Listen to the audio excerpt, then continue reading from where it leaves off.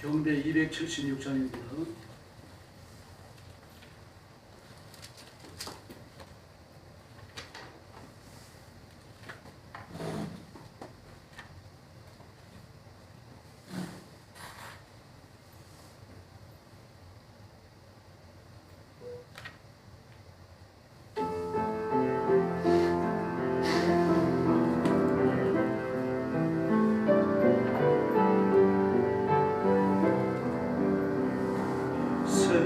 세상이 실패해서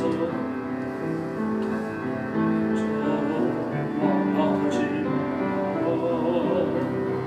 내가 나를 따르리라. 다시 성하리라. 질병으로 고통당할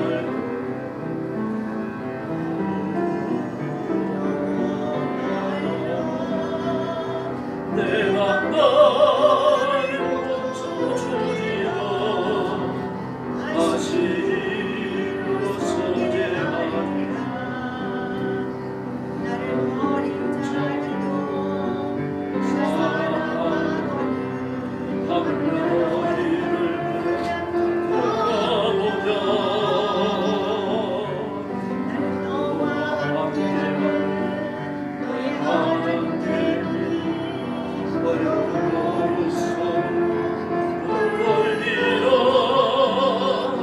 내가 너를 거세게 하리라. 내가 크게 사용하리라.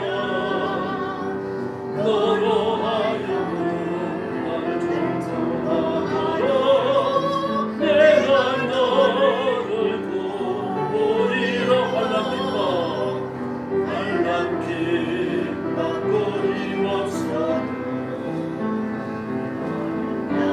낙망하지 말라. 내가 너를 도우리라.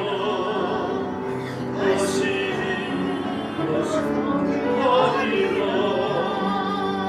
참지 못할 것들 있어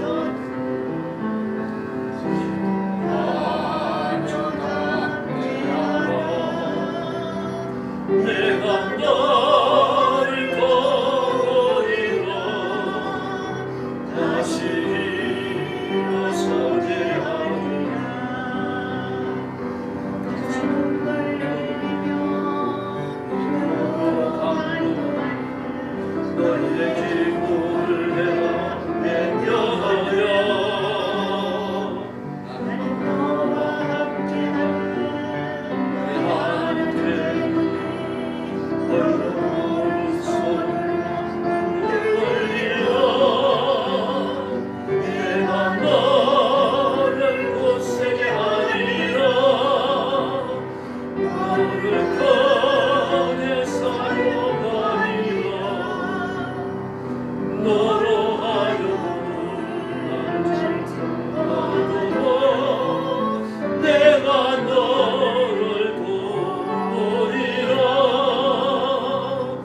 내가 너를 도우리라. 할렐루야. 279장 부르겠습니다. 경배 279장입니다. 우리 모두 노래합시다.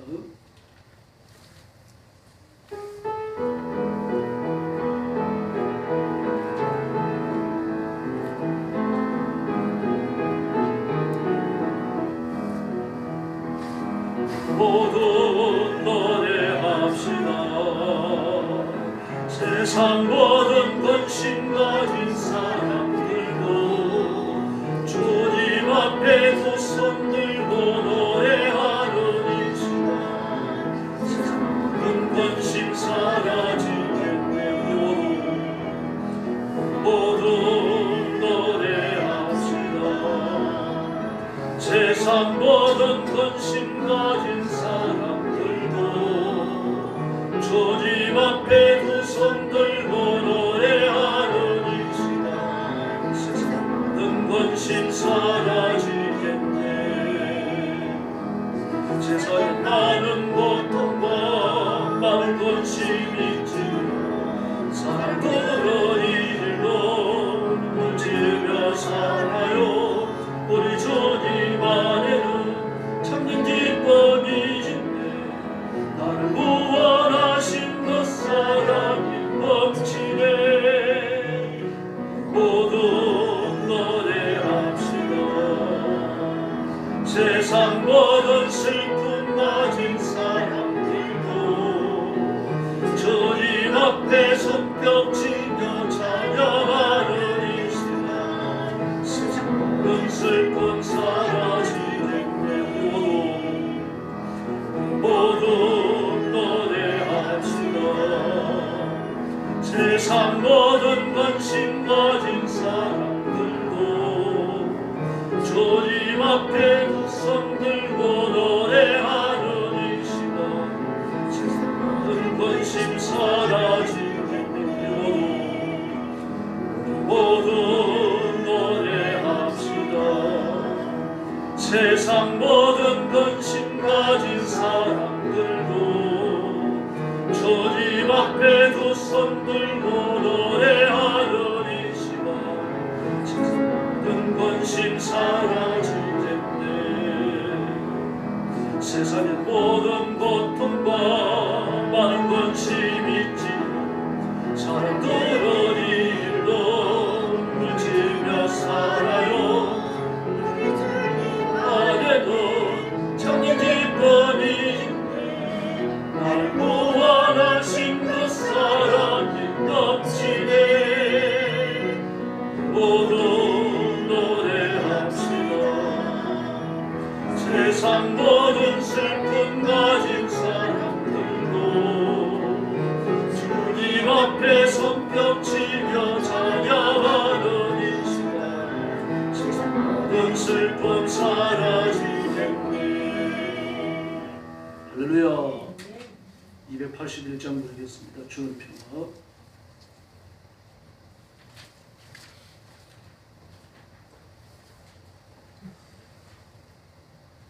(281장입니다)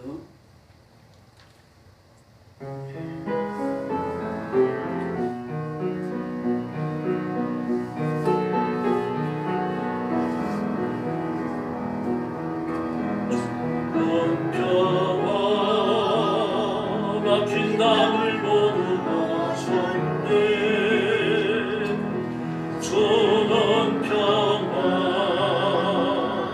우리의 평화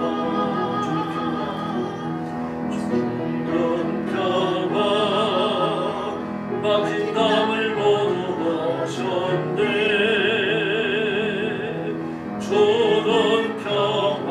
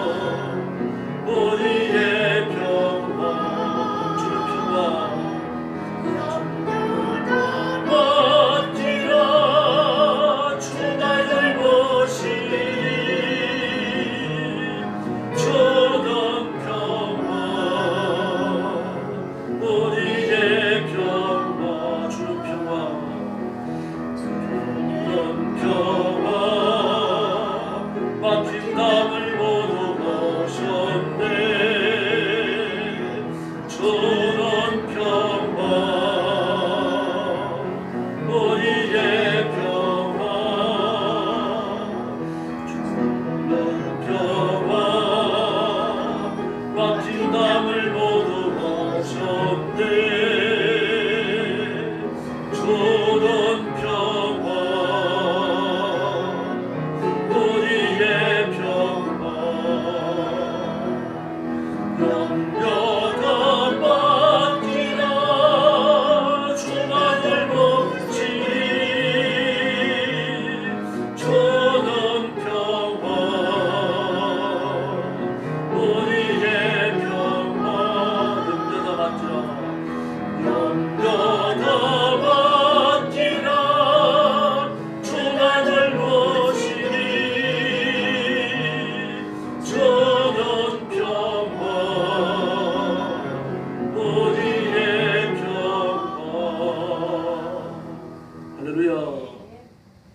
세상에서 우리의 평화는 예수님뿐인 줄로 믿습니다. 찬송가 238장 부르겠습니다. 238장입니다.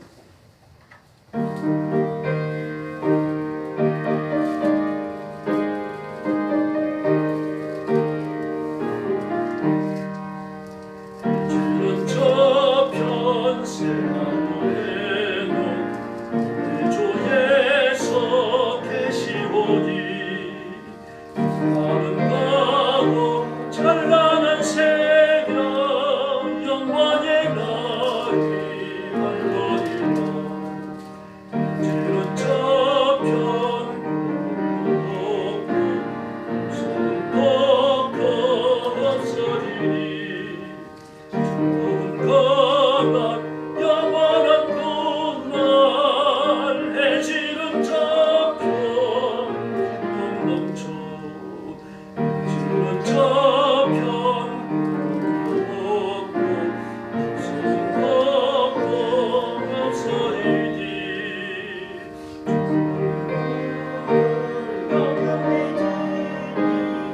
영원히 저를 찬송하니 지는 저편 조에 정한 성도 만나보니 원한 번야 그리운 그것 이별의 슬픔 없으니 3절 4절 부릅니다.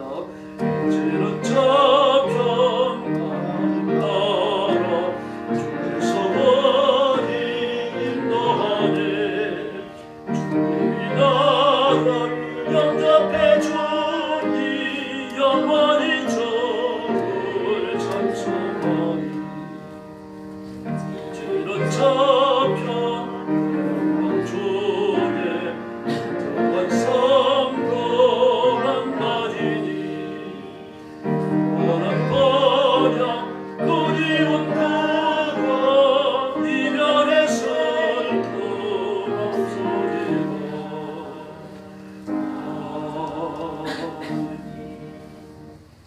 239장 부르겠습니다.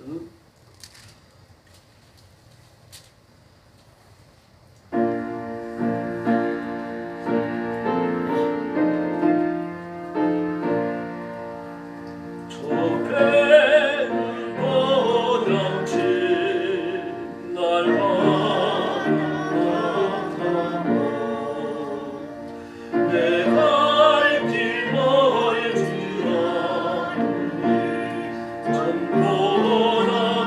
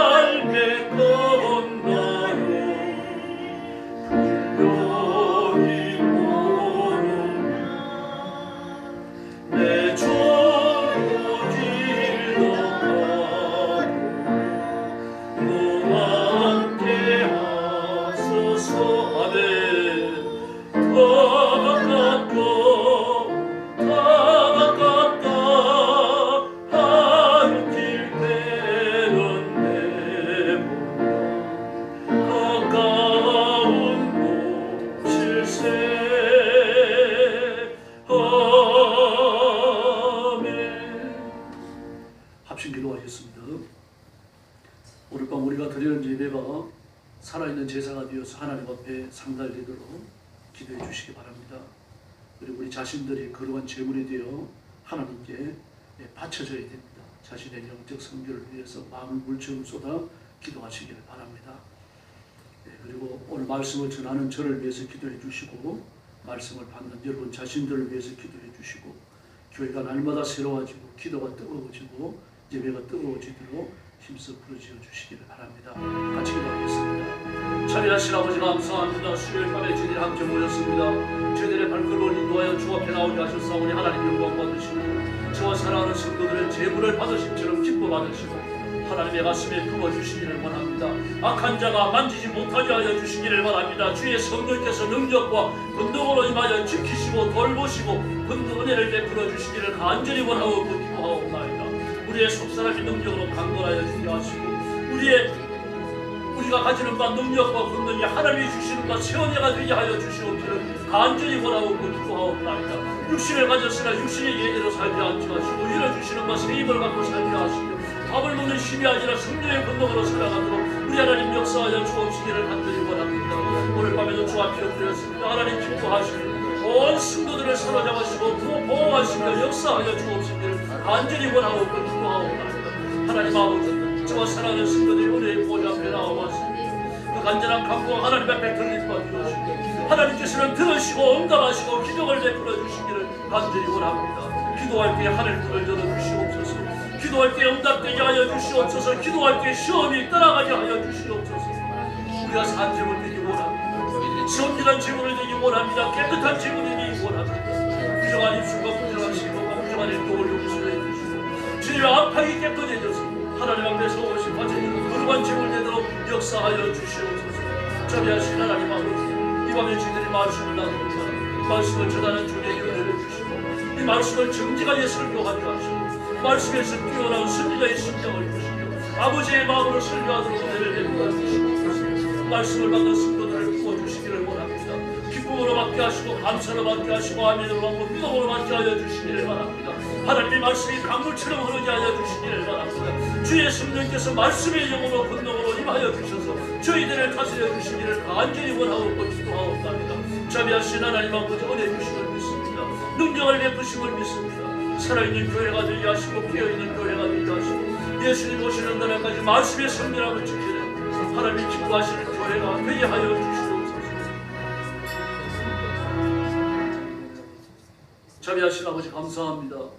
죄를 부르셔서 오늘 밤 주 앞에 나와서 엎드렸습니다.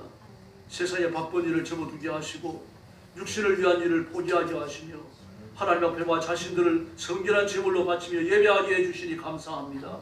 육신을 가졌고 때로는 유혹에 빠지기도 하지만 그러나 주님은 저희를 성결히 보시고 영화롭게 보셔서 오늘도 저희를 받으실 만한 예물로 주님께서 영접해 주시니 감사합니다.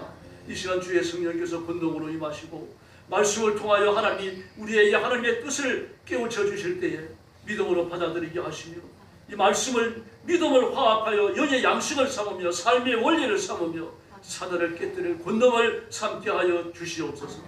예수님의 이름으로 간절히 기도 올리옵나이다. 아멘.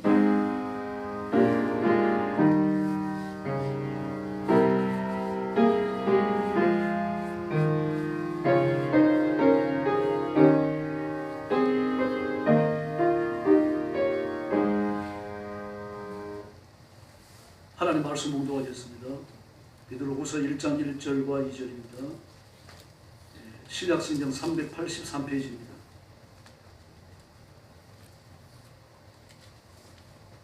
(383페이지) 베드로후서 1장 1절과 2절입니다. 같은 음성으로 봉독하겠습니다. 예수 그리스도의 종이며 사도인 시몬 베드로는 우리 하나님과 구주 예수 그리스도의 의를 힘입어 동일하게 보배로운 믿음을 우리와 함께 받은 자들에게 편지하노니. 아멘. 하나님과 우리 주 예수를 알므로 은혜와 평강이 너희에게 더 많을지어다. 아멘. 오늘 말씀의 제목은 종과 사도입니다. 바울은 먼저 자신이 베드로 사도는 자신이 누구인지 먼저 소개했죠. 나는 예수 그리스도의 종이며 사도다라고 말했습니다. 근데 그냥 베드로라고 하지 않냐고 시몬 베드로 그렇게 불렀어요. 바로 이 이름은 베드로 사도의 신앙 고백적 그런 표현입니다. 시몬은 갈대라는 얘기죠. 베드로는 반석이라는 얘기입니다. 그러나 베드로라고 말할 때 페트라입니다. 헬라어 페트라. 베드로라고 그렇게 번역을 했습니다. 그 음역을 따라서 그렇게 했습니다만 헬라어는 페트라인데 페트라는 독립되어 있는 큰 바위가 아닙니다. 막 그 산더미 같은 큰 바위에서 집채만한 바위를 떼내가지고 건축에 쓸 때 이 페트라입니다. 또 집채만한 바위에서 중요한 건축을 위해 가지고 막 엄청난 큰 바위를 떼어낼 때 이 페트라예요. 그리고 페트라는 들판에 사이에 버려져 있는 독립된 바위가 아닙니다. 그런 바위가 아니라 큰 바위에서 떼어낸 바위돌입니다. 그리고 큰 바위돌은 누굽니까? 예수님이죠. 그리고 그 예수님에서 떼어낸 또 작은 바위들이 베드로 자신이라는 얘기입니다. 근데 이름을 누가 주십니까? 베드로가 스스로 붙인 이름이 아니죠. 예수님이 붙여주셨습니다. 그러므로 너는 내게서 나갔다 그런 뜻입니다. 내게서 나갔다. 내가 너를 냈다. 너는 나한테 배웠다. 내 생명이 너에게 있다. 바로 고백적인 말이 베드로 페트라입니다. 그래서 그는 뭐라고 말합니까? 나는 그리스도의 조님의 사도다 말했습니다. 조님이요 사도다. 사실은 그 상반되는 그 표현이 대등하게 일치하는 표현은 아니고 종은 저급하고 좀 루즈한 이름이죠. 그리고 사도는 퀄리티가 높아요. 아주 고퀄리티한 이름입니다. 럭셔리한 이름이에요. 그러나 종은 아주 루즈하고 로우한 이름입니다. 상반된 이름이죠. 이름을 전부 다 자신에게 적용을 했습니다. 그래놓고 자신의 영화로운 이름을 소개해요. 나는 예수님께로부터 떨어져 나온 예수님이 반석이신데 내가 예수님께로부터 떨어져 나온 또 다른 반석이다. 그렇게 말합니다. 예수님이 말씀하셨죠. 마태복음 16장에서요. 베드로가 예수님을 향하여 신앙을 고백했죠. 주는 그리스도시요 살아계신 하나님의 아들이십니다. 그렇게 고백합니다. 주는 그리스도시요 살아계신 하나님의 아들이십니다. 그때 바요나 시몬아 내가 본지 있도다. 그러나 이를 알리하시는 이는 네가 스스로 깨달은 것이 아니고 하나님이 깨닫게 해주셨다라고 말합니다. 다시 말해서 이 지식은 베드로가 연구해서 얻은 것도 아니고 체험해서 얻은 것도 아니고 외부에서 임했다는 얘기입니다. 위로부터 임한 신령한 지식이죠. 베드로가 스스로 가질 수 없는 지식입니다. 외부에서 임하는 지식, 위로부터 임하는 지식, 성령님이 주신 특별한 지식인 줄로 믿습니다. 이 믿음을 근거로 주시는 겁니다. 그러므로 믿음이 없이는 이 지식에 접근할 수 없습니다. 믿음이 없이는 지식에 접근할 수 없으니까 믿음 없이 이 진리에 접근하려 했다가 실패한 사람들이 한둘이 아니죠. 제가 폴틀리를 자주 말씀드립니다. 아주 뛰어난 신신학자입니다. 진보적 신앙을 연구하는 사람은 폴틀리를 반드시 알아야 되고요. 또 정통적이며 보수적 신앙을 연구하는 사람도 폴틀리를 알아야 합니다. 그런 자유주의 신앙, 인간 중심의 인본주의적 신앙이 대가입니다. 그걸 빼놓고 말할 수 없어요. 그러나 일평생 성경을 연구한 사람입니다. 성경을 철학적인 방법으로 연구하고 논리학적인 방법으로 연구하고 온갖 방법으로 성경을 다 들여다봤습니다. 그리고 마지막으로 내린 결론이 성경은 물 없는 운하여 불 꺼진 부식경이다. 성령님이 은혜를 주지 않으시니까요. 하나님께서 마음을 열어 진리를 받아들일 수 있도록 하지 아니하시니까 위로부터 임하는 이 계시의 밝은 빛이 없으니까 우리 그런 말을 하는 것도 불쌍하죠. 일생 동안 성경을 연구하고 자기가 연구했던 일생 동안에 성경의 연구적 업적을 가지고 지옥에 떨어지는 겁니다. 예수님을 구주로 발견 못합니다. 그러나 그걸 배우지 못한 사람이라도요. 하나님께서 그 지성을 밝혀주시고 지식의 문을 열어주시고 말씀을 듣고 성경을 읽을 때 성령께서 권능을 베풀어 주시면 위로부터 임하는 지혜가 임하는 거죠. 말씀이 임하는 거죠. 능력과 지식이 임하는 거죠. 그러면 예수님이 구주를 깨달으시는 겁니다. 그 이유를 알 수 없습니다. 너무 신비롭기 때문에 설명할 수 없어요. 이게 얼마나 놀라웠던지 바울은 비밀이라고 그랬습니다. 바울 서신은 여러 번 그랬죠. 비밀이라고. 그러나 이 비밀은 시크릿은 아니에요. 시크릿은 열번 알 수 아는 겁니다. 적어놓고 딱딱 물병을 해놓고 뭐 2급 비밀, 뭐 1급 비밀, 탑 시크릿을 써놓습니다. 그 펴보면 알아요. 그러나 하나님의 말씀을 펴봐도 모릅니다. 읽어도 몰라요. 이게 미스테리입니다. 미스테리도 비밀이잖아요. 성경을 다 읽었지만 예수님이 누군지 알 길이 없습니다. 귀한교회 목회했던 고려시계 성현태 목사님도요. 그 청년 시절에 예수님을 알고 싶어가지고 성경을 막 여러 번 읽었습니다. 읽었지만 마지막 내린 결론이 뭡니까? 아, 예수님 실패한 혁명가구나. 여러분, 예수님을 구주로 믿으십니까? 아멘. 세게 하세요 좀요. 신앙을 확인하는데 예수님을 구주로 믿으십니까? 아멘. 할렐루야. 그 지식은 내가 얻은 게 아닙니다. 하나님이 주신 거예요. 아멘. 그래서 고린도전서 12장에 은사가 나오잖아요. 은사 중에 뭐가 있습니까? 지식의 말씀 연사가 있습니다. 지식의 말씀 연사. 이 지식이 뭡니까? 초월의 지식이에요. 성경에 대한 해석권이 아닙니다, 여러분. 기록된 성경에 대한 해석권이 아니고 하나님께서 초월의 지식을 넣어주시는 거예요. 내 의지와 관련 없어요. 그럼 지식을 받아야 되는 겁니다. 베드로는 지금 그 지식을 받는 겁니다. 그 지식을 받아놓고서는 어떻게 합니까? 입으로 시인하는 거예요. 주는 그리스도시요 살아계신 하나님의 아들입니다. 그렇게 말씀하시는 겁니다. 따라하시기 바랍니다. 마음으로 믿어 의에 이르고 마음으로 믿어 의에 이르고 입으로 시인하여 구원에 이르느니라. 입으로 시인하여 구원에 이르느니라. 할렐루야. 여러분 귀에 딱지가 앉아야 됩니다. 마음으로 믿어 의에 이른다. 입으로 시인하여 구원에 이른다. 이게 같은 말입니다. 다시 말해서 내가 들었습니다. 진리를 들었어요. 진리를 듣고 마음에 내면화됐습니다. 그 다음에는 반드시 입으로 시인하셔야 돼요. 고지까지가 진리의 한 흐름이에요. 하나님께서 예수님께서 성령님의 신비한 은사를 통해서 내게 지식을 주셨습니다. 성경을 깨닫게 하시고 지식의 말씀을 주셨어요. 새로운 초월의 지식을 주셨습니다. 그 마음으로 믿었으니까 입으로 시인하셔야 된다는 얘기입니다. 고지까지 나와야 돼요. 입에 시인이 없으면요 부정한 겁니다, 여러분. 기도하면 하나님이 응답하실 줄 믿습니다. 아멘까지 하셔야 됩니다. 아멘이 입술의 시인이잖아요. 그리고 기도하셔야 돼요. 실제로 기도를 하셔야 된다는 얘기입니다. 기도를 행동을 하셔야 되는 거죠. 이 베드로 사도께서 베드로전서에서 뭐라고 그랬습니까? 기도하려고 하는 사람 두 가지 믿으라고 그랬죠. 첫 번째는 뭐라고 그랬습니까? 내 기도를 하나님이 들으시는 것과 두 번째는요. 들으신 기도를 응답하시는 것을 믿으라고 말씀하셨어요. 그럼 이 말씀을 아멘으로 받으셔야 돼요. 아멘 하셔야 되는 겁니다. 그래서 강제로 아멘 시키잖아요. 예수님께서 아멘 하라고 그러시고 모세도 강제로 아멘을 시키죠. 아멘 하라고 합니다, 여러분. 아멘 하셔야 돼요. 고지까지 하셔야 돼요. 그 다음에는요, 실제로 기도하셔야 됩니다. 하나님께서 베드로의 마음속에 초월의 지식을 주셨어요. 그랬더니 예수님이 누군지 아니까 입으로 시인하잖아요. 주는 그리스도시요 살아계신 하나님의 아들입니다. 거기까지 고백했죠. 그리고 나더니 뭐라고 그럽니까? 예수님께 칭찬하시지 않습니까?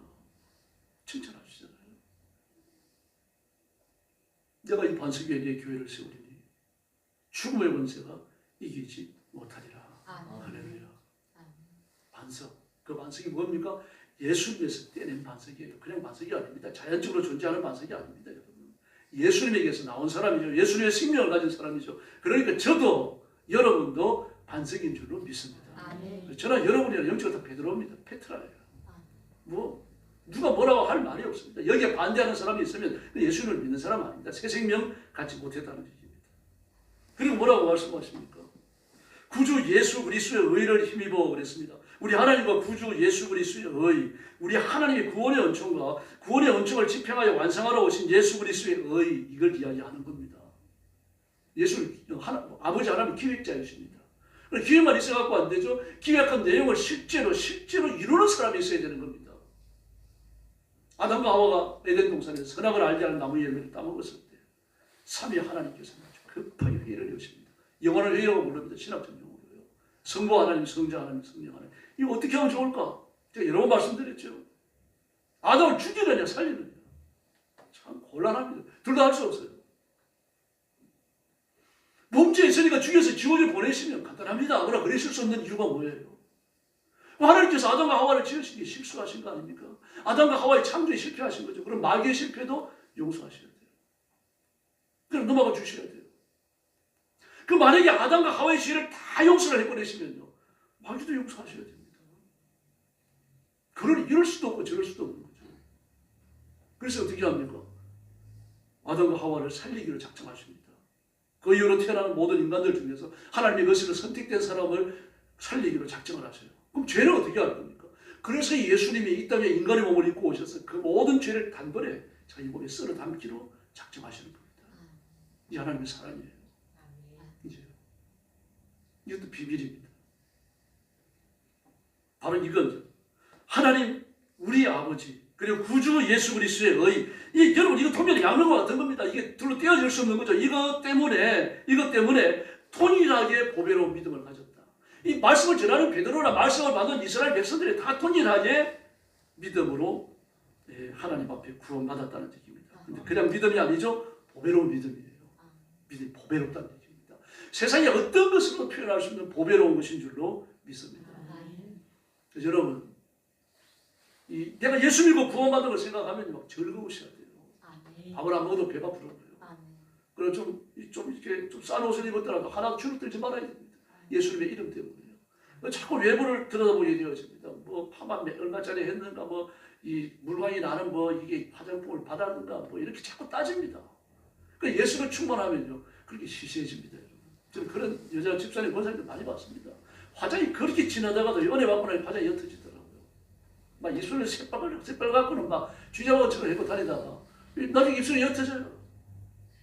왜 그런지 안 물어봤습니다. 자존심 상하잖아요. 우리가 예수님께 그 관심을 두고 신령한 은혜를 받고 나가서 기도의 응답을 받고 말입니다. 다시 말해서 육신의 정욕과 욕심, 세상의 쾌락거리로 살지 않는 새로운 세계가 열리잖아요. 그 세계가 보이고 나면요, 딴 건 좀 시시해진다는 얘기입니다. 연애할 때 그렇잖아요. 내가 이 남자는 결혼해야 되겠다, 이 여자는 결혼해야겠다, 마음에 작정을 하고 마음을 다 줘버리고 나면요, 다른 여자, 다른 남자는 시시해 보입니다, 여러분. 그럴 수밖에 없잖아요. 마음을 줘버리기 때문에요. 태양이 떠오르면 모든 빛을 다 꺼버리는 겁니다. 우리가 예수를 그렇게 날마다 믿어야 할 줄로 믿습니다. 그래서 그 믿음이 보배로운 거예요. 보배로운 믿음. 무엇과도 바꿀 수 없는 거죠. 돈 주고 바꿀 수 없는 거고요. 억만금이 있더라도 그거 바꿀 수 없는 겁니다, 여러분. 네, 그래서 그런 자들에게 편지하면서 교제한다라고 말을 했습니다. 이전의 말씀이 펼쳐지는 거죠. 오늘 우리가 말씀을 나눌 또 중요한 부분은 나는 예수 그리스도의 종이고 사도다 그렇게 말했습니다. 자신의 신분을 종이라고 했어요. 종은 인격적 가치가 없었어요. 이 당시에는 종은요, 농기구의 하나처럼 취급됐습니다. 이게 이제 로마 영향입니다. 로마는요, 얼마나 전쟁을 많이 해가지고 전쟁 노예를 많이 잡아다가 그 로마 사람들에게 공짜로 나눠줬던지 로마 시민 중에 30%가 노예였다고 말을 해요. 막 어떤 사람은 70%라고 말하는데 그 좀 근거가 약합니다. 30%이면 맞아요. 그러니 뭐 가다가 만나면 노예입니다. 가다가 만납니다. 그러니까 노예도 그냥 보통 노예 잡아옵니까? 그래 시시한 노예 그냥 안 잡아왔어요. 여러분 똑똑한 사람 잡아오는 겁니다. 전쟁 노예를 하도 많이 잡아오다가 보니까 아무나 잡아온 거 아닙니다, 여러분. 느부갓네살도 이스라엘 백성들을 바벨론으로 잡아갈 때 아무나 잡아갔습니까? 아니에요, 여러분. 정치적 권력 있는 사람, 돈 많은 사람, 많이 배운 사람, 심지어 자인들, 엔지니어까지 잡아갔습니다. 그러나 평민들은 다 그냥 놔뒀어요. 그 평민들은 누굽니까? 그럼 놔둬서 자기들끼리 모여 있어 봐야 국가도 형성할 수 없고 사회 하나 제대로 조직해서 이끌 수 없는 사람, 그런 사람들만 남았어요. 그런 똑똑한 사람, 좀 배운 사람, 손재주에 대해서 전부 다 잡혀갔습니다. 느부갓네살이 똑똑한 사람입니다. 엔지니어 문명을 발전시키는 걸 알았어요. 그 손재주 있는 사람 다 잡아가잖아요. 로마도 마찬가지입니다. 지혜 있는 사람, 지식 있는 사람 다 잡아왔어요. 그게 노예라 그래가지고, 전직 노예라 그래가지고, 이 사람들이 애초에 노예에 살던 사람을 붙잡아온 게 아니에요, 여러분. 전쟁에 져가지고 전쟁에 있던 사람들 중에 똑똑한 사람을 붙잡아다가 노예를 나누어 준 거예요. 그러므로 로마는 노예라고 말하지만 실제로 하인이나 종이나 그런 급수의 사람이 아닙니다. 공부 많이 한 사람들, 철학자 시킨 높은 사람, 이런 사람 얼마나 많았습니까? 이석 보십시오. 이석이 노예였어요, 여러분. 이석 왕은 지금도 연복거립니다. 얼마나 지혜로웠던지 이석은 인물은 없었다고 합니다. 얼마나 지혜로웠던지 그가 이석이 그 지혜로운 말을 하는 걸 보고 주인님은 경탄으로 혀를 내둘러요. 그가 던지는 말 하나하나가 교훈거립니다. 그 자연을 방면을 해줍니다. 이런 사람이 한둘이 아니었어요. 그들이 로마의 문화를 발전시킨 겁니다. 역사를 발전시키고요. 대단한 노예들이죠. 그렇지만 그 노예는 어떻습니까? 법적으로요. 농기구처럼 취급됐습니다. 노예가 병들면 치료 안 합니다. 돈 들어가니까요. 죽게 놔둬요, 그냥. 근데 성경에 나온 백부장은 어떻습니까? 노예가 병들었는데 그걸 치료해달라고 예수님께로 와요. 예수님이 그 백부장이 같이 인간관에 깜짝 놀라는 겁니다. 그 백부장은 로마의 백부장 아닙니까? 그 로마의 가치와 로마의 체계로 처지게 무장됐어야 할 사람입니다. 그런데 어쩌지 완전히 깨져버린 거죠. 완전히 깨져버리고 예수님에서 붙들린 겁니다. 노예를 위해 가지고 예수님 앞에 왔던 거예요. 놀라운 일입니다. 예수 믿음 가치가 바뀝니다. 예수 믿음 가치관이 바뀌고 삶의 원리가 바뀌니까 혁명 그냥 일어나는 거예요. 사회적 변화는 그냥 일어나는 겁니다. 우리나라 조선 초기 그때 구한말에 기독교인들의 삶을 보십시오. 놀라웠어요. 기독교인 숫자가 얼마 안 됐습니다. 핍박을 받으니까요. 핍박받는 정도가 아니죠. 그냥 고문당해 죽고 말해서 순교를 당하니까. 근데 기독교인들이 얼마나 하나님 말씀 앞에 철저히 복종을 했던지요. 기독교인이 많은 마을에는요. 그 목사로, 마을 수령을 그때 목사라고 했습니다. 마을 수령으로 부임하기를 꺼려 했어요. 안 갔습니다. 왜 그런가 하면은 그 부정한 짓을 해가지고 재산을 끌어 모아야 내분을 바치고 한 자리 따가지고 갔는데 그 바친 걸 모아야 될 거 아닙니까? 그걸 모을 수가 없거든요. 기독교인이 나서가지고 따지니까. 더구나 바른 말을 하고 정직하게 하고 와가지고 혼자 와 사는 것도 아니죠. 그러니까 지네 그걸 먹고 안 갔습니다. 기독교의 숫자가 적었어요. 그럼 말씀 앞에 복종하니까 이 큰 역사가 일어나는 겁니다. 외부 말씀드렸습니다. 여러 해 전에 로마에 갔을 때요. 히드로가에 내려가지고 시내로 걸어가면서 깜짝 놀랐어요. 그리고 눈물이 쏟아지더라고요. 울었어요. 저요. 도대체 이런 데서 어떻게 신앙생활을 했을까? 막 신상이 절비하죠. 신전이 절비하죠. 만약에 여러분이 가가지고 무단 구타는 집과 점치는 집과 불교인들과 절들이 말입니다. 나날이 한 절반 정도 된다 그러면 그 신앙생활 할 수 있겠어요? 그런 형국입니다. 기독교인들 숫자 많지도 않았습니다. 로마에요. 그 교회가 하도 핍박을 당해놓으니까 교회 많이 모을 수도 없어요. 몇십 명 모였어요. 그런 교회가 있었다는 이야기입니다. 그런데 로마의 교인들이 얼마나 하나님 말씀 앞에 철저히 살았던지요. 로마의 황제들이 두려워하잖아요. 그래서 여러분 로마의 군대를 동원해가지고 교회를 핍박합니다. 여러분 그래도 우리는 그래서 종이니까 종으로서 주인의 말에 철저하게 복종해야 될 줄로 믿습니다. 주인의 말을 잘 들으면 돼요. 내 주인의 말을 잘 들으면 되는 거지 다른 주인에게 귀 기울일 필요 없습니다. 그러니까 마귀의 소리에 귀를 기울이면 안 되는 겁니다. 아담과 하와도 마찬가지입니다. 아담과 하와를 지으신 창조주 하나님 주인이신 하나님의 말씀을 들어야지 왜 마귀의 말을 듣습니까? 그러다가 말입니다. 역사를 성도의 채 어둠 속에 집어 던져버리지 않습니까? 하나님 말씀 잘 들으면요. 자다가도 떡이 생깁니다. 마귀의 말 들으면요. 그날은 나가야 돼요. 이상합니다, 여러분. 말이라고 하는 건요. 받아들이게 되어지면요. 영향을 받게 됩니다. 여러분 주변에 욕하는 사람이 있습니까? 절대로 5분 이상 만나지 마세요. 욕하는 사람 5분 이상 만나면 욕 금방 며칠을 피워버립니다. 입만 열면 입술이 그대로 욕이 나오려고 그래요. 말이라고 하니 그런 겁니다. 막 불평과 불만이 많은 사람이 있습니다. 좀 그런 사람 멀리하고 싶은데 뭐 잘 안 될 때가 있습니다. 그때 자꾸 이 말을 바꾸는데 또 막 그 불평과 불만이 많은 사람도 말도 잘해야 또 논리도 있고요. 근데 그런 사람 멀리해야 돼요. 불평과 불만을 피워요. 조심해야 됩니다. 막 남을 만나고 복을 빌어주고 좀 잘된 점 칭찬을 해주고 좀 용기를 주고 그런 말을 많이 해야죠. 사실 뭐 정치 보면은 반맛 없죠. 그 정치인들 하는 거 보세요. 마음에 드는 부분이 있습니까, 여러분? 마음에 드는 정치인이 있어요? 여당, 야당 통틀어가고 아무도 없잖아요. 저도 없어요, 여러분. 그러나 성경을 읽고 하나님 말씀 앞에 귀를 기울이면 우리 인생을 살아갈 새 힘을 얻게 될 줄을 믿습니다. 정치인은요, 살아갈 힘을 얻기 위해서 바라보는 거 아닙니다. 기도해 주려고 바라보는 거예요. 하나님 대통령을 비롯해서 온 정치인들이 예수 믿고 구원받게 해주십시오. 히스기야 임금처럼 기도하게 해주시고 다윗 임금처럼 하나님 두려워하게 해주시고 이렇게 기도하는 겁니다. 정치인에게 뭐 기대하지 마세요. 우리가 기대할 분은 예수님이신 줄로 믿습니다. 내가 종이니까 그래요. 종이니까 예수님께만 집중하는 겁니다. 시편에 보니까 뭐라 그럽니까? 여종이 그 주인의 손을 바라본 것 같이 그러잖아요. 여종이 주인의 손을 바라본 것 같이. 여종은 남자 주인은 잘 일을 안 시킵니다. 그 유대인들은 철저히 인간관이 남자와 여자가 성격이 부정하다고 생각합니다. 왜 그런가 하면 남자가 부정한 게 아니라 여자가 부정하다고 생각하기 때문에 유대인들이 인간관이에요. 그런 인간관을 벗겨내야 성경이 바로 보입니다. 그래서 여종이 주인의 손을 바라본 같이 하고 말할 때는 그 남자 주인이 아닙니다. 여자 주인이에요. 그 주인은 정도로 말을 섞지 않거든요. 달라요, 여러분. 그룹이 달라요. 노는 물이 다른 겁니다. 노는 분위기 다르기 때문에 종은 부정한 것이고 뭐 지체가 낮은 것이고 아무것도 아니죠. 보잘것 없으면 농기구 같은 것이죠. 그러니까 말을 안 섞어요. 말을 안 섞고 손으로 시키는 겁니다. 손으로 시키니까 그냥 시간만 남은 주인의 손을 바라봐야 돼요. 이 충전입니다. 우리 시간만 나면 뭐 나든지 안 나든지 예수님은 바라봐야 할 줄로 믿습니다. 우리가 종이어서 그래요. 다른 의미가 있는 게 아닙니다, 여러분.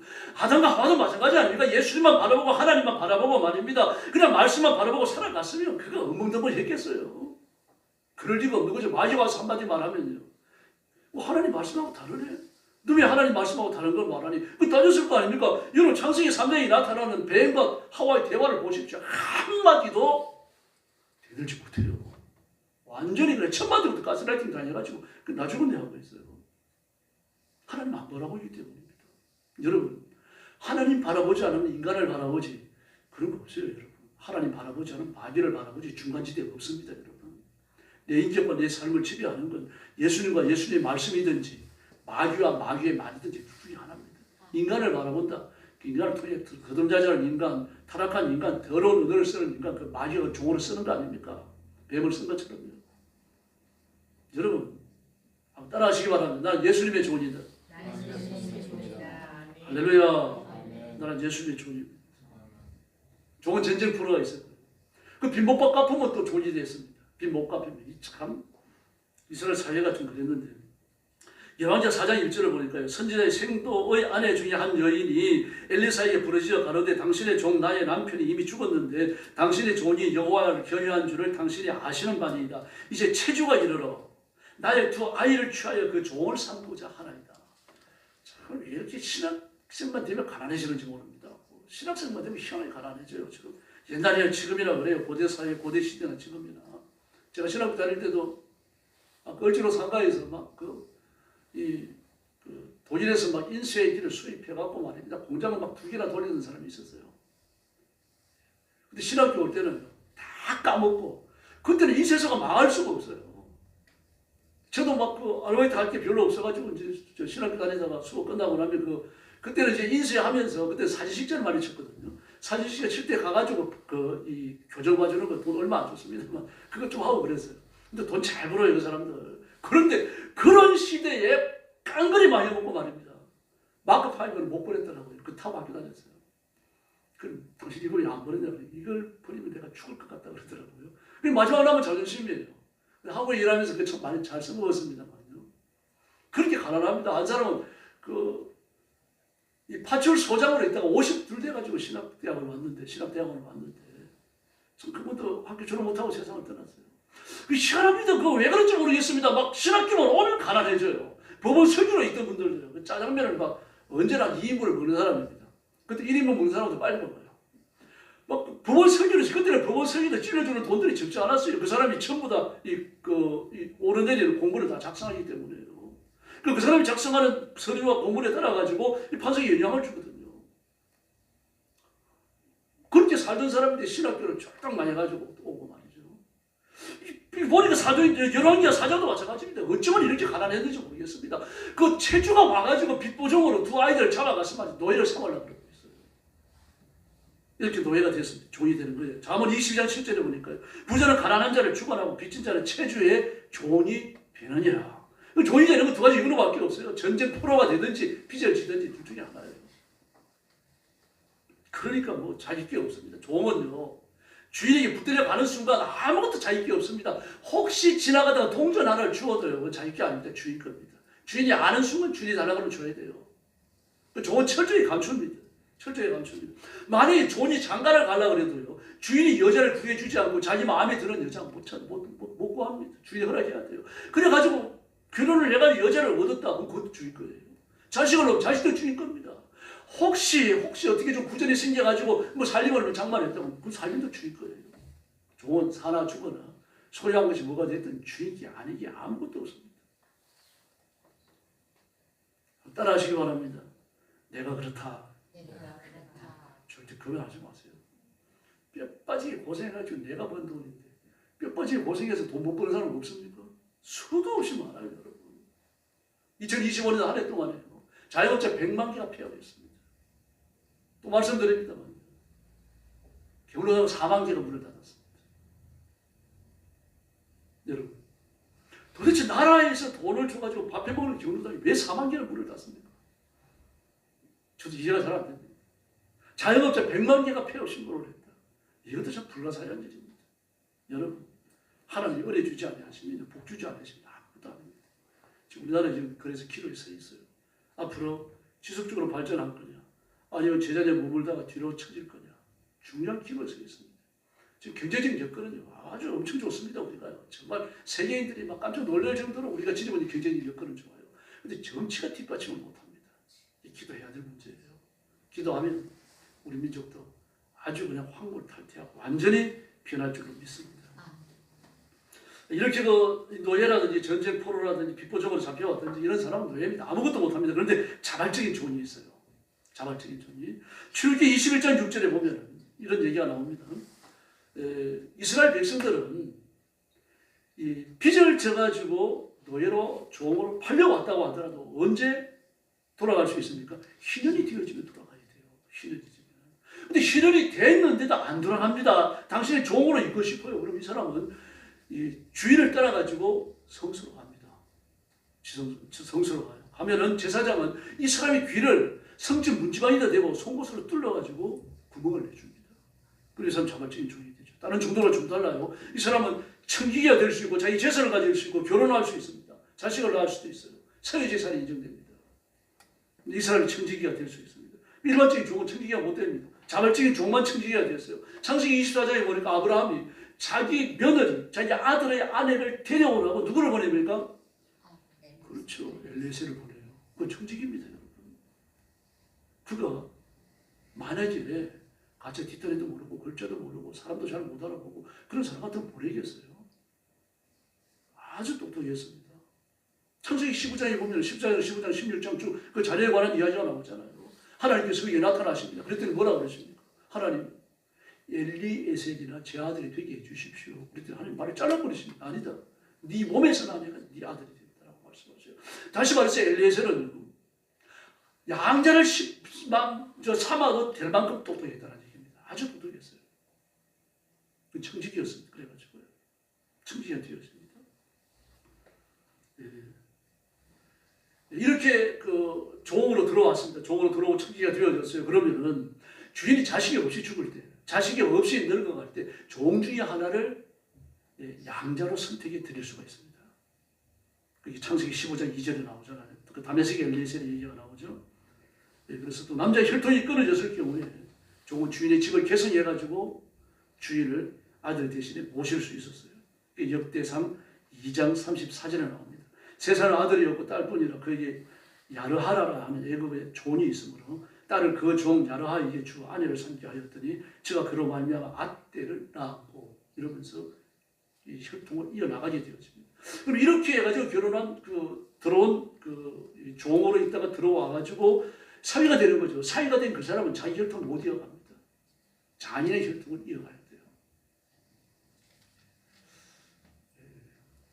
이런 얘기를 하면은 신화라고 얘기합니다. 속설이다. 그러니까 신화지. 신화가 아닙니다, 여러분. 왜 그런가 하면 누지토판이 발견됐어요. 누가 발견하는가 하면요. 영국 동양연구학회와 하버드 대학교 합동조사 발굴단이 누지라고 하는 것을 발굴을 합니다. 누지는 니르웨에서 한 40km 밑쪽으로 있던 데입니다. 하란에 가까워요. 하란에 가까운 곳입니다. 거기에서 누지 토판이라고 하는 토판 6,000개가 나옵니다. 6,000개 속에 들어있던 내용 중에 하나가 뭔가 하면 후레안족들의 사회규약입니다. 후레안족이요. 후레안족은 누굽니까? 노아의 아들이던 셈에게 여러 자녀가 있고 그 자녀 중에 하나가 홀입니다. 홀에 대한 내용은요. 창세기 14장이 나옵니다. 창세기 14장에 홀에 대한 이야기가 홀이 족입니다. 그러니까 그 홀이가 후레안족입니다. 후레안족요.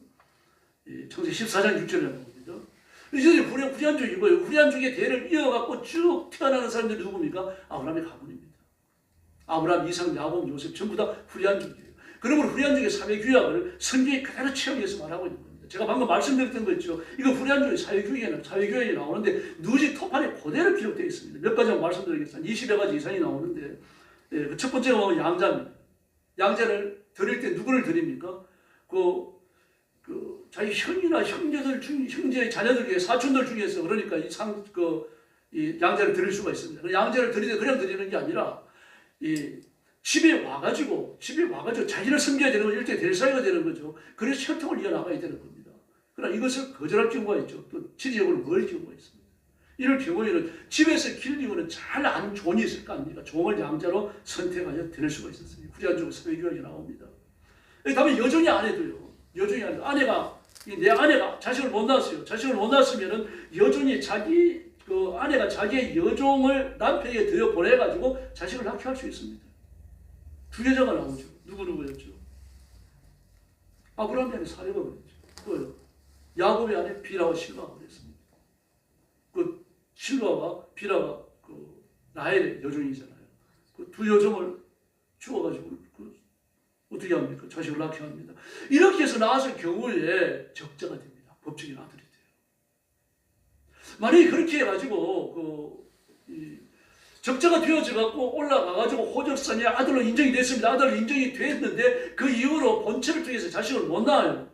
그럼 법적인 장자가 되어져갖고 양아버지가 되는 거죠. 양아버지는 친아버지가 되고 아버지 재산을 상속하고 상속받은 재산을 갖고 이 아버지를 섬겨야 돼요. 돌아가실 때까지. 불안주의 사회주의가 됩니다. 그런데 혹시 본체가 자식을 낳는 경우가 있습니다. 자식을 낳는 경우가 있으면 아버지의 유산을 본 자식에게 넘겨주고 호적도 아들 쪽으로 넘겨주지만 그러나 쫓아낼 수 없습니다. 그래서 반드시 유산을 법적으로 줘야 돼요. 불안족들의 유산 분배 방식이 뭡니까? 아들이 둘일 경우 장자는 3분의 1을 갖습니다. 3분의 1은요 적자에게 줘야 돼요. 둘째에게 주는 겁니다. 자녀가 많을 경우에는 그 정확한 비율을 따져가지고 나눠주게끔 되어져 있습니다. 많은 아내를 거느리는 것도 후대한적 사회주의에 나옵니다. 돈이 있다면 많은 아내를 거느릴 수 있다. 그러나 동등하게 대우해 줘야 됩니다. 아내가 셋입니다. 그럼 첫째가 마음에 안 들어요. 둘째도 마음에 안 들어요. 제일 마지막으로 셋째가 마음에 듭니다. 그렇다고 해서 셋째만 살아가면 안 돼요. 밤에 번갈아 가면서 균등하게 들어가야 되고 옷도 한 번 살면 세 벌을 사야 됩니다. 선물을 할 때 똑같은 거 세 개를 사가지고 나눠줘야 됩니다. 우리 한쪽에 사회주의에 그대로 들어있고요. 지금의 중동 사람들도 이걸 지키고 있습니다. 그리고 이삭 보십시오. 이삭이 야곱에게 속아서 장자의 복을 빌잖아요. 그런데 장자의 복을 빌었다 그래가지고 장자가 되는 거예요. 이게 우리 한쪽 사회주의에 나옵니다. 법적으로는 크라도스 에서가 있잖아요. 에서가 있으니까 뭐 축복을 했든지 안 했든지 간에 법적으로 에서가 아들이 된다. 우리 생각입니다. 우리 한쪽은 아니에요. 아버지가 둘째인 야곱에게 장자의 복을 비니까 법적인 장자가 야곱이 돼요. 만약에 셋째에게 빌었으면 셋째가 없습니다만 셋째가 있으니까 셋째에게 복을 빌었으면 셋째가 장자가 되는 겁니다. 그래서 야곱은 어떻게 합니까? 나중에 히몰로 때 생명의 위협을 받지만 그 장자의 축복을 훔쳐갔던 일에 대해서는 한마디도 사과하지 않아요. 사과할 수 없는 일입니다. 이렇게 해서 장자의 복을 받았습니다. 이걸 알았다고 하더라도 아버지가 취소 못해요. 법적으로 보정되어 버립니다. 찾아라 제 세 번째 아들로 있다가 장자가 됐습니다. 그렇더라도 포기할 수 없어요. 이 법적으로 보정되는 겁니다. 이런 것들 전부 다 후리안족의 사회주의가 일치합니다. 그래서 후리안족의 사회주의가 일치하는 게 그에게 많이 나와요. 아브라함의 가게에 많이 나옵니다. 그 아람과의 언약의 식사도 그렇고요. 드라빔을 타고 앉아갖고는 막 이렇게 꼬장 부리는 거예요. 이 전부 다 후리안족의 사회주의가 관련이 있습니다. 그리고 이삭이 애굽으로 내려가다가 블레셋에 남잖아요. 하나님의 지시로. 그래가지고 거기서 하나님 복을 받아갖고 막 감옥 밑에 막그 백배의 소출을 넣고 놀라운 역사가 일어납니다. 거기에서 그 평화 조약을 맺으러 왔던 블레셋의 임금 아비멜렉과도 나누던 대화예요. 후리안족의 사회주의이지 않으면 이해가 안 되는 말씀입니다. 그래서 여러분 그 역사는 신화가 아닙니다. 그 누지투판 발견돼 갖고요. 그 아브라함의 사건이 전부 다 역사적 진실이라고 하는 게 다 밝혀져 버렸습니다. 여러분 성경은요 대강 아는 걸 기록한 것도 아니고 뭘 짜맞추기 위해서 연구해서 나온 게 아닙니다. 하나님께서 주신 것이에요. 여러분 성경은 신탁입니다. 분명히 아셔야 돼요. 하나님이 선택된 인간을 통하여 하나님의 뜻을 의탁하신 겁니다. 그러므로 그걸 받은 사람은 자신의 것을 절대로 섞어가지고 그대로 전해야 됩니다. 그 사람은 선지자입니다.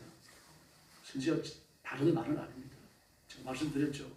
히브리어 나비입니다. 나비. 나자가 길어요. 나비. 나비가 아니고 나비. 이 말은 앞에 서서 토해야 된다 그런 뜻입니다. 그럼 나비라고 썼어야 돼요. 이걸 번역을 해갖고 선지자라고 그래버렸습니다.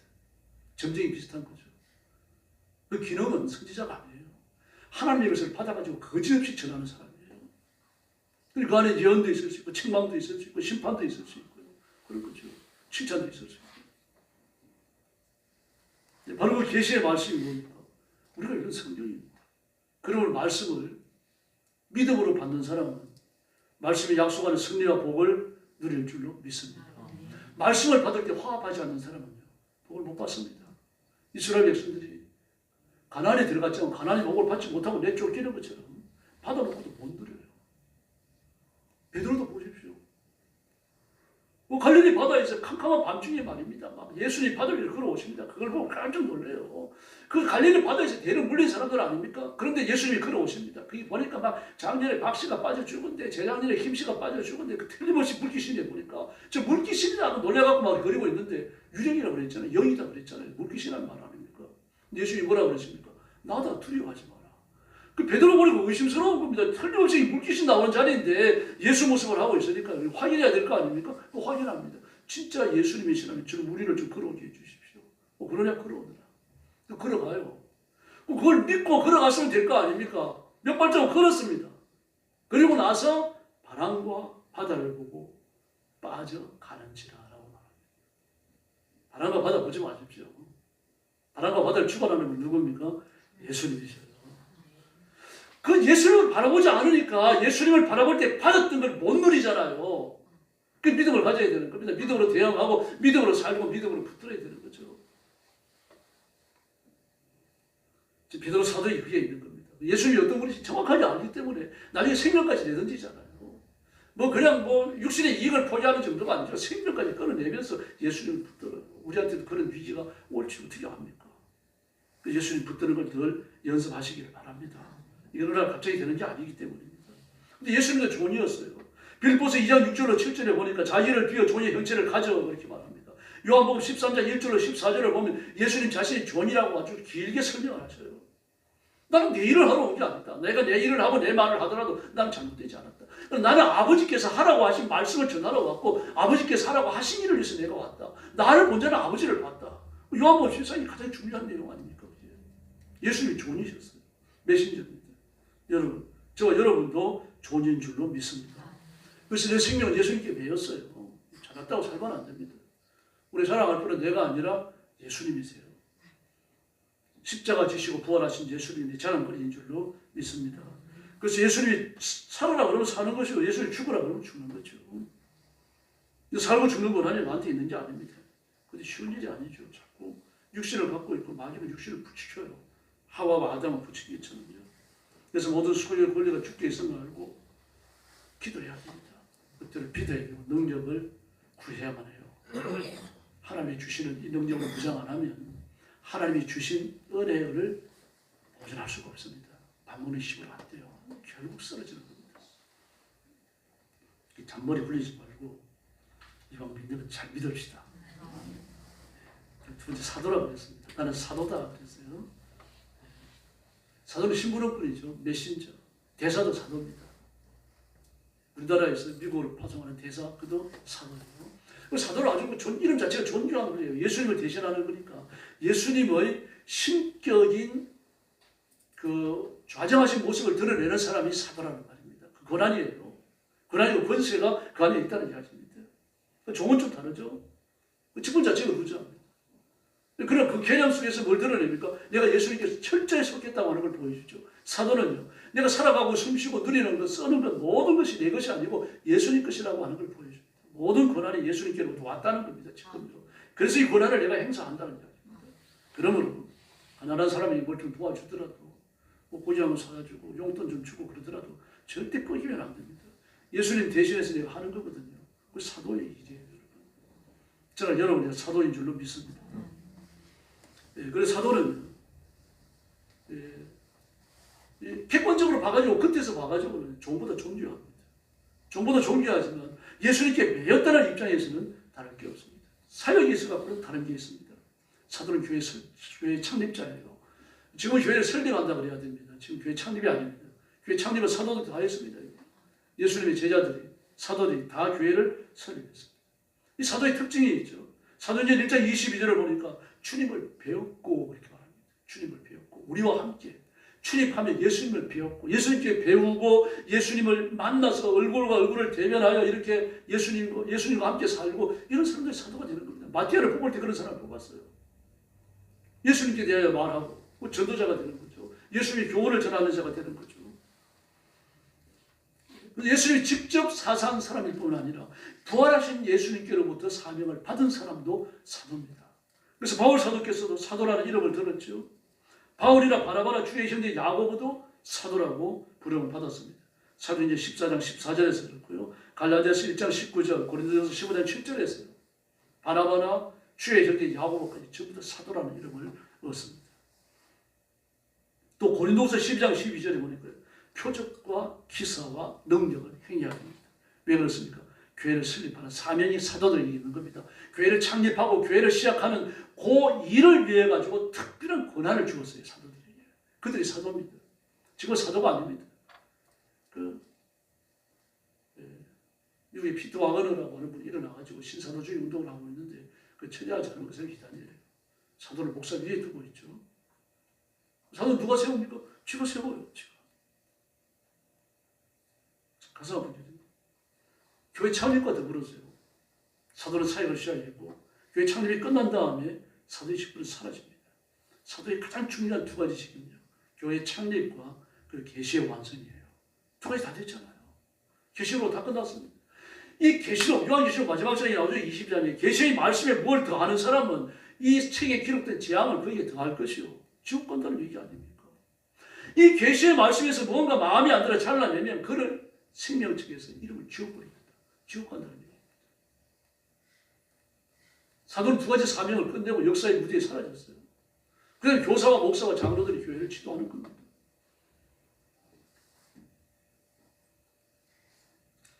그래서 시대적 흐름 속에서 이 신사도주의자들을 경계하셔야 됩니다.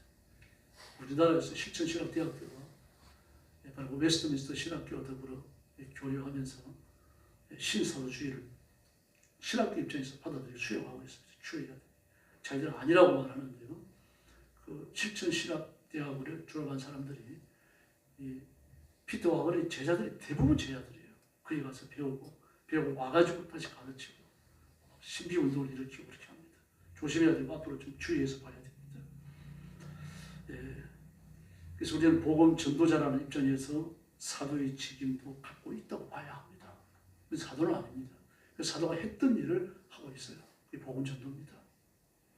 우리는 계시를 받지 않습니다.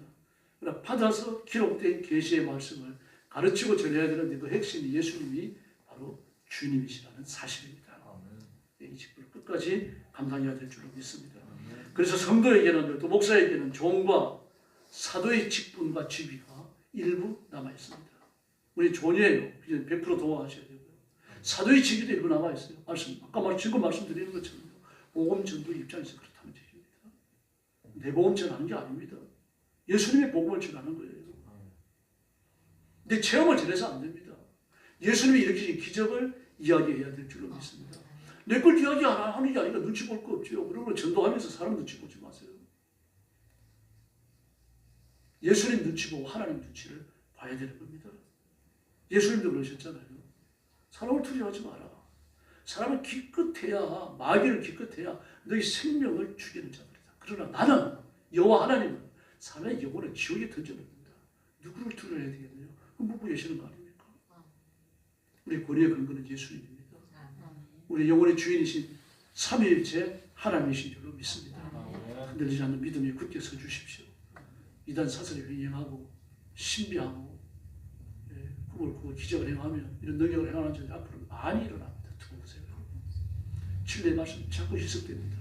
이미 말씀이 많이 희석되었죠. 제가 여러 케이스를 직접 말씀드렸습니다. 말씀이 희석되는 시대에 우리가 살고 있고요. 진리의 빛이 어두워지는 시대에 우리가 살고 있어요. 그래서 성경을 읽으셔야 됩니다. 여러 목사님들의 설교를 듣기 전에 내가 읽으셔야 돼요. 먼저 읽으시고 말씀을 읽으면 은혜 받고 결단하고 말씀의 지배 안에 들어가야 됩니다. 그리고 말씀이 약속하는 복과 승리를 누리는 영화로운 성도, 지혜로운 신부가 되기를 예수님의 이름으로 축원합니다. 기도하겠습니다. 자비하신 아버지 감사합니다. 우리가 수요일 예배를 드리며 종과 사도이신 베드로의 말씀을 나누었는데 이것이 베드로 개인의 말씀이 아니라 하나님의 말씀, 하나님의 위탁하신 하나님의 거룩한 계시인 것을 믿고 우리가 믿음으로 받았습니다. 이 말씀을 따라 내가 종이며 내가 사도인 것을 깨닫고 우리가 힘을 다하여 주님 앞에 복종하고 생명을 걸고 순교를 각오하고 이 말씀을 높이고 숭상하며 살아가도록 인도하여 주시옵소서. 말씀이 명령하는 것은 무엇이든지 어디든지 순종하게 하시고 말씀이 정죄할 때 우리 같이 정죄할 수 있는 겸손함을 허락해 주시옵소서. 내 체험을 자랑하지 말게 하시고 예수님만 자랑하고 십자가만 자랑하는 깨어있는 일꾼들 되게 하여 주시옵소서. 예수님의 이름으로 간절히 기도 올리옵나이다. 아멘.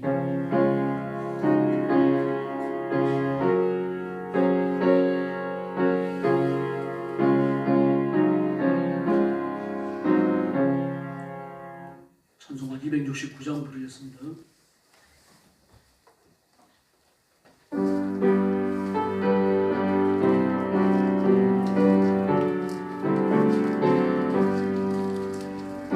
자복한 십자가에 주 다리 흘린 피 승골같이 흘러서 죄 씻어 주시네.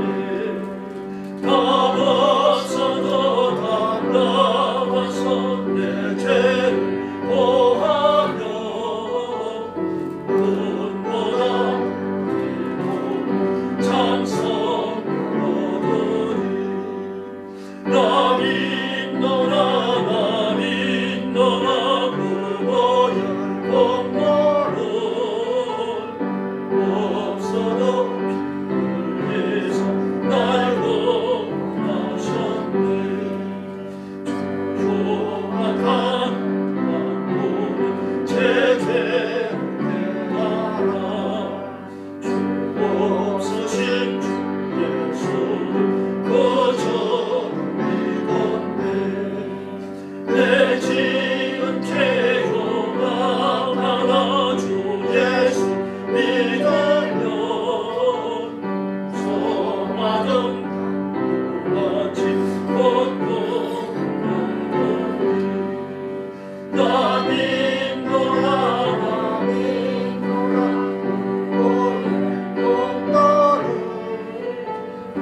없어도 흘려서 날 구하셨네.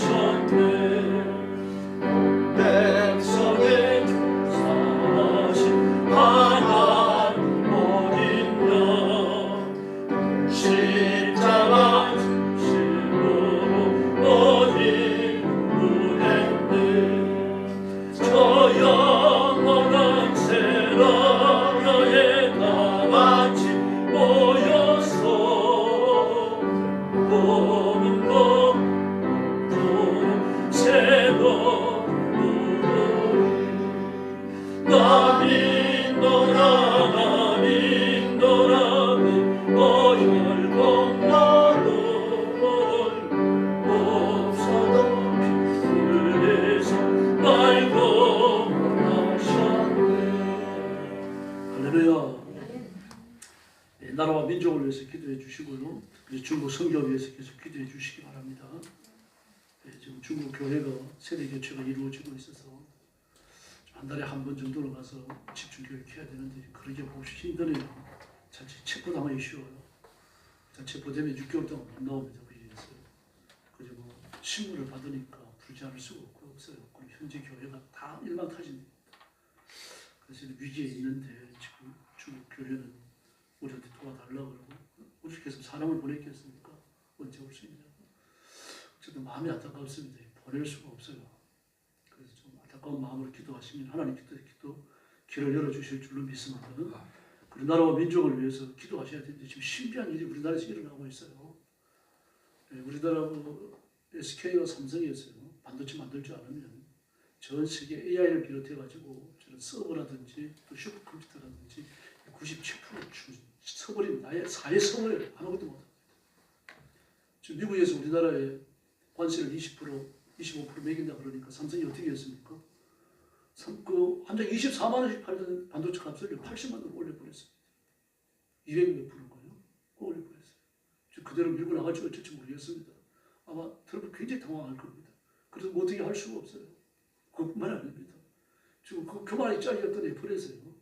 그 17 시리즈를 만들어내면서 그때까지 26까지 LCD, OLED를 제공받았던 비용이 하나도 안 왔습니다. 처음부터 받아들였다가 막 몇백만 원 되는 걸 다 그냥 폐기처분해 버렸어요. 두 가지가 안 되는 겁니다. 삼성은 LCD를 껍데기를 벗겨내고 그 OLED 소재 거 있죠. 소재 걸 두 겹으로 이렇게 겹쳤는데 기가 막힙니다. 이 기술이 얼마나 뛰어났던지 외계인 공원에서 받은 기술이라고 해요. 그렇게 할 수가 없어요. 껍데기를 시원체가 두 개를 겹치면 괜찮은데 겹쳐 놓으면 전기가 많이 들어갑니다. 그리고 어두워요. 탁해요. 근데 껍데기를 벗겨내고 속만 겹쳐 놓으니까요. 밝기는 갑자기 밝아지고요. 수명 4배가 늘어나고요. 그 비용은 또 뭐 하는 게 뭔가 하면은 그 사진 찍히는데 그 카메라 렌즈 들어가는 구멍을 뚫어야 되잖아요. 그 구멍을 뚫을 때 빛이 새 나옵니다. 이걸 못 잡아요. 기술이 없어요. 우리는 언제부터 그 기술을 잡았는지 모릅니다. 그 교환하던 애플까지요. 와, 줄 섰어요, 지금요. 지금 전 세계 반도체 살려고 줄을 섰죠. 그 OLED 살려고 줄을 섰죠. 그것뿐만이 아닌데, 여러분. 이 소재나 부속품들도 우리나라가 얼마나 지금 많이 독립된지 몰라요. 혀를 내두를 지경입니다. 더구나 전선환이라든지 구글이라든지 이 챗GPT나 뭐 지미나 이런 데서 들어가는 그 반도체들은 몇십만 원을 하는 게 아닙니다. 몇천만 원을 해요. 이게 삼성이 LG 아니면 공급이 안 됩니다. 그러니 지금 놀래놓자예요, 우리나라가 지금요. 이것뿐만이 아닙니다. 군사장비 그렇죠. 크고 작은 이 화학 분야예요. 화학 분야의 업체들도 놀라워요. 세계 가서 줄을 섭니다. 다시 말해서 우리나라는요, 앞으로 돈 벌리면 나가더라는 얘기입니다. 근데 발목을 잡는 게 뭐예요? 정치입니다, 지금. 저도 안타까워 죽겠습니다, 지금. 네. 그래서 외국으로 나갔던 회사들이 돌아야 돼요. 이 노조가 좀 잠잠히 있어야 되는데, 참. 노조가 얼마나 부자인지 아시죠? 그 돈들이 날강도입니다, 노조는. 정말 날강도예요. 연락도 안 맞잖아요. 하나님 뜻이 있어서 그런 거겠죠. 그래서 기도해야 됩니다. 어쩔 도리가 없어요. 부르짖어야 돼요. 엎드려 빌어야 되고 우리 민족을 미래에 복을 주십시오. 우리 대한민국이 하나님의 복을 받아서 세계의 그 가난한 국가들, 가난한 백성들 모여 살리는 또 복음 전하는 제사장 국가가 되게 해주십시오. 좀 그런 생각을 가지시기 바랍니다. 옆에 있는 분들하고 인사 나눠주십시오. 한 번 더 인사하시죠. 이왕 믿는 거 잘 믿읍시다. 할렐루야. 주님 가르친 기도 드리겠습니다. 하늘에 계신 우리 아버지, 아버지의 이름을 거룩하게 하시며 아버지의 나라가 오게 하시며 아버지의 뜻이 하늘에서와 같이 땅에서도 이루어지게 하소서.